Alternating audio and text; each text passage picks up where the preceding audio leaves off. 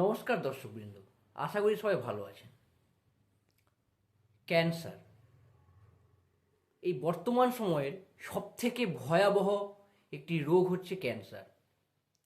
এমন কোনো মানুষ নেই যারা এই ক্যান্সার রোগটাকে ভয় পায় না। পৃথিবীতে প্রচুর ক্যান্সার আক্রান্ত রোগীর পরিমাণ বেড়েছে। একটি পরিসংখ্যান অনুযায়ী এই গত এক বছরে গোটা পৃথিবীতে প্রায় 20 মিলিয়ন মানুষ নতুনভাবে ক্যান্সারে আক্রান্ত হয়েছে, আর তার মধ্যে 9.7 মিলিয়ন মানুষ ক্যান্সারজনিত কারণে মারা গেছে। তার মানে বুঝতেই পারছেন যে কতটা ভয়াবহ পরিস্থিতি সৃষ্টি হয়েছে এই ক্যান্সারের কারণে। আজ থেকে মোটামুটি 10-15 বছর বা 20 বছর আগে বিজ্ঞানীরা বলেছিলেন যে 2020 সালের মধ্যে ক্যান্সার এমন একটি রূপ নিবে যে প্রতিটি বাড়িতে, প্রতিটি বাড়ির বংশের মধ্যে একটি বা দুটি করে ক্যান্সারের কেস থাকবে। এবং এই 15 বছর পর আমরা কিন্তু ঠিক সেটাই দেখছি।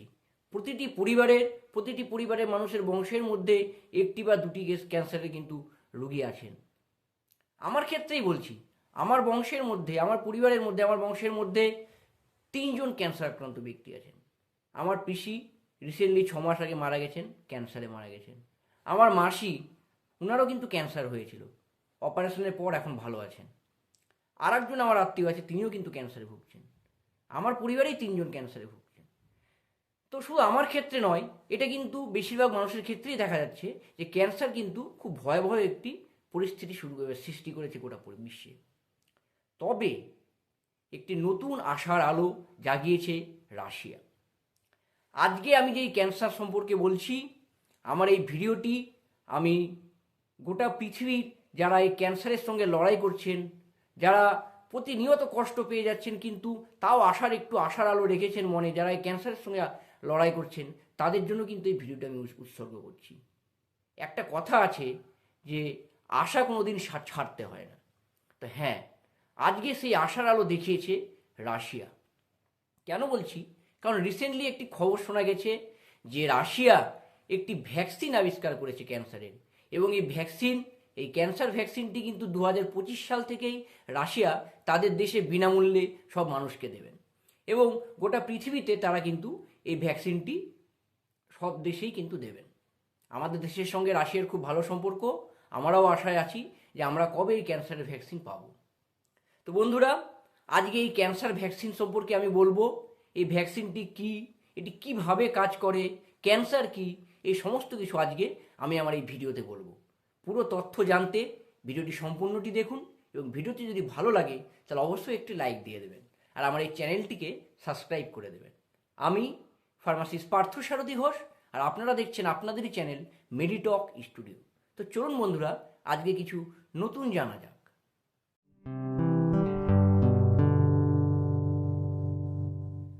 বন্ধুরা, এই ক্যান্সারের ভ্যাকসিন সম্পর্কে যদি আমাকে বলতে হয়, তার আগে একটু বলতে হবে যে এই ক্যান্সার জিনিসটা কি। এটা কি কোনো রোগ? না, এটা কিন্তু কোনো রোগ নয়। এটি হচ্ছে একটি ডিসঅর্ডার, এবং এটি আমাদের শরীরের মধ্যেই থাকা একটি ডিসঅর্ডার। তো যদি ক্যান্সার সম্পর্কে জানতে হয়, তাহলে আমরা জানতে হবে যে ক্যান্সারটা কীভাবে আমাদের শরীরে ছড়ায়। বন্ধুরা, আমাদের শরীর কিন্তু কোটি কোটি কোষ দিয়ে তৈরি।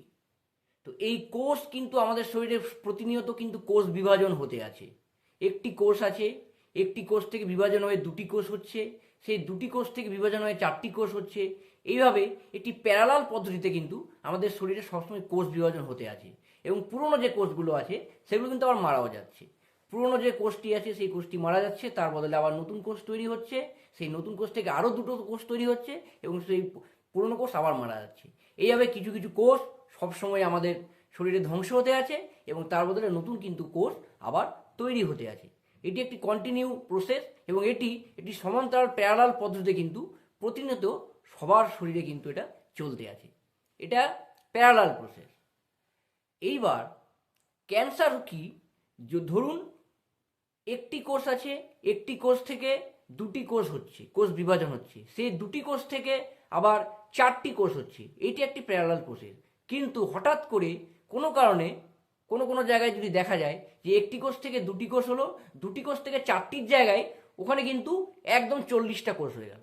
মানে আনকন্ট্রোলড কোষ বিভাজন যেটাকে বলা হয়, যেখানে আমার একটি থেকে দুটি হওয়ার কথা সেখানে একটি থেকে দুটি না হয়ে একটি থেকে 200 কোষ তৈরি হয়ে যাচ্ছে। মানে একটা আনকন্ট্রোলড কোষ বিভাজন হচ্ছে এবং প্রচুর পরিমাণে কিন্তু কোষ তৈরি হয়ে যাচ্ছে সেই জায়গাটিতে। এবং এই যে কোষগুলো তৈরি হচ্ছে সেগুলো কিন্তু নর্মাল কোষ নয়, সেগুলো হচ্ছে কিন্তু অ্যাবনর্মাল কোষ। আর এই অ্যাবনর্মাল কোষগুলো কি হচ্ছে, প্রচুর পরিমাণে শরীরে তৈরি হয়ে সেই নর্মাল কোষের জায়গায় তারা কিন্তু জায়গা নিয়ে নিচ্ছে। এবং নর্মাল কোষের জায়গায় জায়গা নিয়ে তারা কিন্তু আমাদের শরীরে কিন্তু নর্মাল কোষের মতো কিন্তু ব্যবহার করছে না, তারা কিন্তু অ্যাবনর্মালি ব্যবহার করছে। এবং এই অ্যাবনর্মালি ব্যবহার করার ফলে আমাদের শরীর কিন্তু আস্তে আস্তে আস্তে আস্তে খারাপ হয়ে যাচ্ছে এবং আমরা কিন্তু, যার ক্যান্সার হয়েছে সে কিন্তু মৃত্যুর পথে চলে যাচ্ছে। তো এটি হচ্ছে এটি হচ্ছে ক্যান্সার, মানে আনকন্ট্রোলড সেল ডিভিশন। এটা uncontrolled cell division, abnormal cell division, uncontrolled abnormal cell division, এটাই হচ্ছে ক্যান্সার। তো এতদিন পর্যন্ত আমাদের যে ক্যান্সারের চিকিৎসা ছিল, ক্যান্সারের চিকিৎসা কিন্তু আছে, কিন্তু একদম পার্মানেন্ট কিন্তু কোনো চিকিৎসা কিন্তু এতদিন পর্যন্ত ছিল না। ক্যান্সারের কী কী চিকিৎসা ছিল? 3টি পদ্ধতিতে ক্যান্সারের কিন্তু চিকিৎসা করা হতো।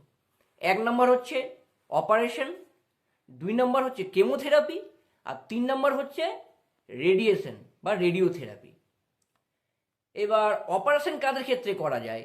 ধরুন কারো মুখের মধ্যে ক্যান্সার হয়েছে, পার্টিকুলার কোনো একটি জায়গায় ক্যান্সার হয়েছে, পার্টিকুলার কোনো একটি জায়গার সেল বেড়ে যাচ্ছে, ওখানে ক্যান্সার হয়েছে, সেক্ষেত্রে পার্টিকুলার যদি কোনো জায়গায় এই জিনিসটা হয়ে থাকে, সেই অংশটা কেটে বাদ দিয়ে সেই জায়গাটিকে ঠিক করা হয়। যে জায়গাটায় ক্যান্সারটা হয়েছে সেই জায়গাটা পুরোটা কেটে বাদ দিয়ে সেই ক্যান্সারটাকে পুরো নির্মূল করা হয় অপারেশনের মাধ্যমে। এটা হচ্ছে অপারেশনের পদ্ধতি। 2 নম্বর হচ্ছে কেমোথেরাপি। কেমো মানে হচ্ছে কেমিক্যাল, মানে এখানে কি হচ্ছে যে আমাদের শরীরে যদি কোনো জায়গায় ক্যান্সার হয় তাহলে ওষুধের মাধ্যমে আমাদের সেই ক্যান্সার কোষগুলিকে নষ্ট করে দেওয়া হয়, তাদের কার্যক্ষমতা নষ্ট করে দেওয়া, ক্যান্সার কোষগুলিকে ধ্বংস করা হয়। এটা হচ্ছে কেমোথেরাপি। আর 3 নম্বর হচ্ছে রেডিয়েশন। রেডিয়েশন মানে হচ্ছে রে দেওয়া। যে জায়গায় ক্যান্সার হয়েছে সেই জায়গাটিতে রে দিয়ে সেই ক্যান্সার সেলগুলোকে কিন্তু পুরোপুরি পুড়িয়ে দেওয়া হয়, পুড়িয়ে ক্যান্সার সেলগুলোকে পুড়িয়ে নষ্ট করে দেওয়া হয়। এটা হচ্ছে রেডিয়েশন। তো এই 3 ধরনের প্রসেস ক্যান্সারের ট্রিটমেন্টে হয়ে আসছে এতদিন ধরে। তবে এই প্রসেসগুলো কিন্তু কোনোটি সম্পূর্ণ ঠিকভাবে কাজ করে না। যদি কারো খুব আর্লি স্টেজে ক্যান্সার ধরা পড়ে তাহলে সেক্ষেত্রে কিন্তু এগুলো কাজ করে, কিন্তু যদি আর্লি স্টেজে ক্যান্সার ধরা না পড়ে, যদি ক্যান্সার চারিদিকে ছড়িয়ে যায়, তাহলে কিন্তু এইগুলো কোনো প্রসেসই কিন্তু ঠিকমতো কাজ করবে না। একটা পার্টিকুলার জায়গা থাকলে সেই জায়গাটিকে কেটে অপারেশন করে বাদ দিয়ে দেওয়া হলো, সেটা ঠিক হয়ে গেল, বা কেমোথেরাপির মধ্যে ঠিক হয়ে গেল কেমোথেরাপি দিয়ে। কিন্তু যদি গোটা শরীরে ছড়িয়ে পড়ে তাহলে সেটা কীভাবে ঠিক হবে? গোটা শরীরে তো রেডিয়েশন দেওয়া যাবে না, তাই না? তো এইটা কিন্তু শুধুমাত্র আর্লি স্টেজে যাদের ক্যান্সার আছে তাদের ক্ষেত্রে এই ট্রিটমেন্টগুলো কাজ করছিল, কিন্তু যাদের সিভিয়ার পর্যায়ে চলে গেছে তাদের কিন্তু এই ট্রিটমেন্টগুলোতে কোনোটিই কিন্তু কাজ ঠিক মতো করে না। তো এটি হচ্ছে ক্যান্সারের ট্রিটমেন্ট এতদিন ছিল। বিশ্বের প্রচুর দেশ এই ক্যান্সার নিয়ে অনেক দিন ধরে গবেষণা করে যাচ্ছেন, নতুন ওষুধ তৈরি করার চেষ্টা করছেন, নতুন টিকা তৈরি করার চেষ্টা করছেন। আর সব শেষে এতদিন পর আমাদের কাছে খবর এলো, আমাদের কাছে একটা আশার আলো এলো যে রাশিয়া ক্যান্সারের ভ্যাকসিন তৈরি করেছে। তো চলুন এবার জেনে নেওয়া যাক যে ক্যান্সার ভ্যাকসিনটি কীভাবে কাজ করে। অ্যাকচুয়ালি ভ্যাকসিন কী জিনিস? ভ্যাকসিন হচ্ছে কোনো একটি রোগ যাতে আমাদের শরীরে না হয় তার জন্য কিন্তু ভ্যাকসিন দেওয়া হয়। যেমন ধরুন যে ডিপথেরিয়া ভ্যাকসিন হলো, বা কোভিড ভ্যাকসিনের কথাই ভাবুন, যে কোভিড যাতে না হয় বা ডিপথেরিয়া যাতে না হয় বা অন্যান্য যে কোনো রোগ যাতে না হয় তার জন্য কিন্তু ভ্যাকসিন দেওয়া হয়। কিন্তু এই যে ক্যান্সার ভ্যাকসিনটা আবিষ্কার হয়েছে সেটা কিন্তু সেরকম নয়। সেটা কীরকম? সেটা হচ্ছে যাদের শরীরে ক্যান্সার আছে তাদেরকেই কিন্তু এই ভ্যাকসিনগুলো দেওয়া হবে, তাদেরকে এই ভ্যাকসিনগুলো দেওয়া হবে এবং এই ভ্যাকসিনের মাধ্যমে ক্যান্সার সেলগুলোকে নষ্ট করে দেওয়া হবে। এই ভ্যাকসিনটা এইভাবে কাজ করে। তো এবার কী করে জানা যাক। রাশিয়া যে ক্যান্সার ভ্যাকসিনটি আবিষ্কার করেছে সেটি হচ্ছে mRNA দিয়ে তৈরি, মানে একরকম mRNA ভ্যাকসিন। তো এই mRNA-র কাজ কি? মানে এটা আগে বলার আগে একটা জিনিস বলে নিই, যে আমাদের যে শরীর আছে, আমাদের শরীরে কিন্তু নিজস্ব একটা ক্ষমতা আছে। আমরা যখন কিছু খাই, আমাদের খাওয়ার মধ্যে কিন্তু প্রচুর পরিমাণে ব্যাকটেরিয়া, ভাইরাস এগুলো শরীরে ঢুকে। বাইরে যাচ্ছি, প্রচুর পরিমাণে কিন্তু ধুলোবালি ঢুকছে, প্রচুর ব্যাকটেরিয়া ভাইরাস সব ঢুকছে, কিন্তু আমাদের কি সবসময় শরীর খারাপ হচ্ছে? হচ্ছে না। কেন হচ্ছে না? কারণ আমাদের শরীরে একটি শক্তি আছে, একটা সৈন্য আছে কিছু। সেই সৈন্য কিন্তু বাইরে থেকে, বাইরের যে শত্রু আছে তাদের থেকে আমাদের শরীরকে রক্ষা করছে। এই যে আমাদের শরীরের যে সৈন্যদল, এটার নাম কি? এটার নাম হচ্ছে ইমিউনিটি। ঠিক আছে, এটার নাম হচ্ছে ইমিউনিটি। এই ইমিউনিটি বলে যে সৈন্যগুলো আছে, সেগুলোই কিন্তু আমাদের শরীরকে বাইরের শত্রু থেকে রক্ষা করছে। তাই জন্য এত ব্যাকটেরিয়া, এত ভাইরাস সবসময় আমাদের শরীরে ঢোকার ফলেও কিন্তু, শরীরে ঢোকার পরেও কিন্তু আমাদের কিন্তু সবসময় শরীর খারাপ হয় না। কোনো কোনো সময় হয়, কিন্তু সবসময় কিন্তু হয় না। তো এই ইমিউনিটি পাওয়ার কিন্তু আমাদের সবার শরীরে আছে, এটাকে বলা হয় ইমিউনোথেরাপি। ঠিক আছে, তো এই যে সৈন্যদল আমাদের, এই সৈন্যদলকে মেসেজ করছে হচ্ছে mRNA। এই যে আমি বললাম mRNA, এম মানে হচ্ছে মেসেঞ্জার আরএনএ। এই mRNA বা মেসেঞ্জার আরএনএর কাজ কি হচ্ছে? এরা কি করছে? এরা যখন ভ্যাকসিনের মাধ্যমে এই mRNA-কে আমাদের শরীরে ঢুকিয়ে দেওয়া হচ্ছে, এই mRNA শরীরের মধ্যে ঢুকিয়ে দিয়ে একটা মেসেজ দিচ্ছে কাদেরকে? আমাদের সেই সৈন্যদলকে, ইমিউনিটি পাওয়ার যেটা আছে সেই সৈন্যদল, তাদেরকে মেসেজ দিচ্ছে যে তোমার শরীরে কিন্তু শত্রু আছে। অ্যাকচুয়ালি কি হয়, বাইরে থেকে যখন কোনো শত্রু আমাদের শরীরে ঢোকে, বাইরে থেকে যদি কোনো ব্যাকটেরিয়া ঢোকে, ভাইরাস ঢোকে, তখন কিন্তু আমাদের সৈন্যদল, ইমিউনিটি সেটা কিন্তু তাদেরকে চিহ্নিত করতে পারে যে হ্যাঁ, এই বাইরে থেকে এসছে, একে মারো, চিহ্নিত করতে পারছে। কিন্তু ক্যান্সারের ক্ষেত্রে কি হচ্ছে? ক্যান্সারের ক্ষেত্রে তো বাইরে থেকে কিছু আসছে না, আমাদের শরীরের তো সেল যেগুলো আছে, সেই শরীরের সেলগুলোই কিন্তু অ্যাবনর্মাল সেল ডিভিশন হচ্ছে। এখানে কিন্তু বাইরে থেকে কোনো ভাইরাস বা ব্যাকটেরিয়া আসছে না, আমাদের শরীরের অংশ যে অ্যাবনর্মাল সেলগুলো ডিভিশন হচ্ছে কিন্তু আমাদের শরীরের অংশ। আর এই শরীরের অংশ বলেই আমাদের শরীরের যে সৈন্যদল, সেগুলো কিন্তু এই যে অ্যাবনর্মাল সেলগুলো যেগুলো হচ্ছে, সেগুলোকে কিন্তু চিনতে এতদিন পারছিল না। Cell division, abnormally cell division হচ্ছে, সেই আমাদের সৈন্যদল সেই সেলগুলোকে কিন্তু চিনতে পারছিল না। তারা মনে করছিল এটা আমাদের শরীরেরই কোনো অংশ। তাই জন্য এদেরকে কিন্তু আমাদের ইমিউনিটি পাওয়ার, আমাদের সৈন্যদল কিন্তু এতদিন মারছিল না বা ধ্বংস করছিল না। আর এই খবরটাই কিন্তু দিচ্ছে mRNA বলছে, মেসেজ পাঠাচ্ছে আমাদের সৈন্যদলকে যে শরীরের মধ্যে কিন্তু শত্রু আছে, তুমি দেখো। এবার যখন mRNA মেসেজ পাঠালো আমাদের সৈন্যদলকে, তখন কিন্তু আমাদের সৈন্যদল কী হলো? সজাগ হওয়ার পরে সে তখন কি করলো? সেই ক্যান্সার সেলগুলোকে কিন্তু, যেগুলো অ্যাবনর্মাল সেল, সেগুলোকে কিন্তু চিহ্নিত করলো। কীভাবে চিহ্নিত করলো? এই যে মেসেঞ্জার mRNA, এর কিন্তু দুটো কাজ, খুবই চালাক এই mRNA। কীরকম? সে একদিকে আমাদের শরীরের সৈন্যদলকে খবর পাঠাচ্ছে যে শরীরের মধ্যে শত্রু আছে, তোমরা খোঁজো। আবার সে কি করছে? যে ক্যান্সার সেলগুলো আছে তাদের সঙ্গেও কিন্তু বন্ধুত্ব করছে, তাদের সঙ্গেও বন্ধুত্ব বলছে যে তোমরা তোমাদের কাজ চালিয়ে যাও, আমাদের শরীরে যে সৈন্যদল ছিল তারা নেই, তোমরা কাজ চালিয়ে যাও।